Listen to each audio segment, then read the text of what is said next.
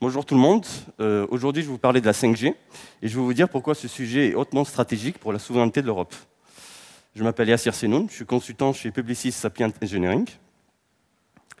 La 5G, c'est la 5e génération de réseau mobile qui succède à la 4G. Elle sera commercialisée en France à partir de 2020, même si elle est déjà disponible dans certains pays comme la Corée du Sud et la Chine. Les performances de la 5G seront nettement supérieures à celles de la 4G. En effet, le débit sera multiplié par 10 et ira jusqu'à 2 gigabits par seconde, ce qui correspond au débit de la fibre optique. En termes de latence, c'est-à-dire le temps que met un appareil pour se connecter et recevoir une information, ce temps sera divisé par 10 et sera de l'ordre de quelques millisecondes, ce qui signifie qu'en 5G, échanger de données se fera de façon instantanée. La 5G, c'est plus qu'une amélioration de la 4G, c'est vraiment une technologie de rupture. Elle permettra non pas qu'aux téléphones portables, mais à tous les objets, d'échanger des volumes de données considérables de façon instantanée. Ce qui va créer, bien évidemment, une explosion des flux de données dans tous les secteurs. Et c'est pourquoi les changements apportés par la 5G vont amener une nouvelle révolution qui sera à la fois numérique et industrielle.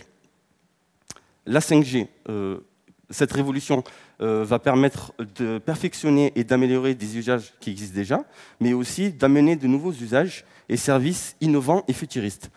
Par exemple, ce sera l'avènement de la Smart City, la ville intelligente en français, de la voiture autonome et connectée. Il sera possible de voir un match de foot, son émission à la télévision ou un concert en réalité virtuelle. Dans le domaine de la médecine, il sera possible de faire des opérations chirurgicales à distance, complexes bien évidemment.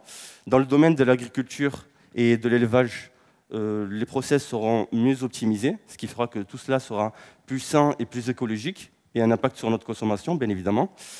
Puis, pour la logistique et les process de production industrielle, tout ça sera beaucoup plus efficient. La 5G est un défi pour la souveraineté de l'Europe. Pourquoi ? Premièrement, d'un point de vue de la donnée, l'Europe doit être capable de sécuriser et de protéger ses flux de données, parce que dans ces flux de données, il y aura des données sensibles, par exemple les flux de l'armée, des centrales nucléaires, des transports urbains, etc. Deuxièmement, d'un point de vue économique, les enjeux sont colossaux, puisque la Commission européenne prévoit que les services autour de la 5G vont produire en 2025 jusqu'à 225 milliards d'euros, ce qui est colossal. Et donc, vous l'avez bien compris, la 5G est un sujet hautement stratégique et qu'il est impératif de dominer pour l'Europe. Mais pour dominer la 5G, il faut être capable de la développer, et c'est bien là tout le problème. Car il y a un seul pays dans le monde qui, actuellement, est le leader mondial de la 5G, et c'est le constructeur chinois Huawei. Et ce constructeur pourrait installer la 5G en Europe. Les Européens, les États-Unis soupçonnent Huawei de collaborer avec le gouvernement chinois pour installer des logiciels espions dans leur équipement, ce qui permettrait au gouvernement chinois d'espionner et de faire du sabotage en collectant illégalement les données des États. Cette situation présente des risques qui sont bien réels, puisque l'Europe a déjà connu cette situation. En effet, les États-Unis, par le biais de la NSA, fait de la surveillance de masse sur les données des Européens, ce qui a permis de leur faire de l'espionnage économique, politique et autres. La Chine ne reste pas en reste, puisque la Chine fait de la surveillance de masse sur sa propre population. En effet, elle utilise les données, les équipements du constructeur Huawei pour pouvoir faire de la collecte d'informations sur leur propre population. L'Europe réagit face à cette situation, prend des décisions.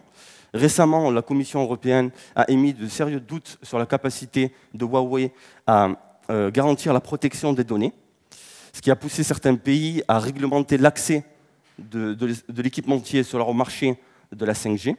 En France, une loi a été votée en juillet dernier et qui a été surnommée par la presse loi anti-Huawei et qui oblige les opérateurs télécoms à faire valider le choix du constructeur du fournisseur 5G par l'État français, ce qui exclut bien évidemment Huawei du marché. Il y a aussi des initiatives, pour terminer, en Europe. En effet, on essaye de travailler sur le développement, pour soutenir le développement de la R&D, pour construire un écosystème 5G autour de deux entreprises européennes qui sont Ericsson et Nokia. Merci de m'avoir écouté.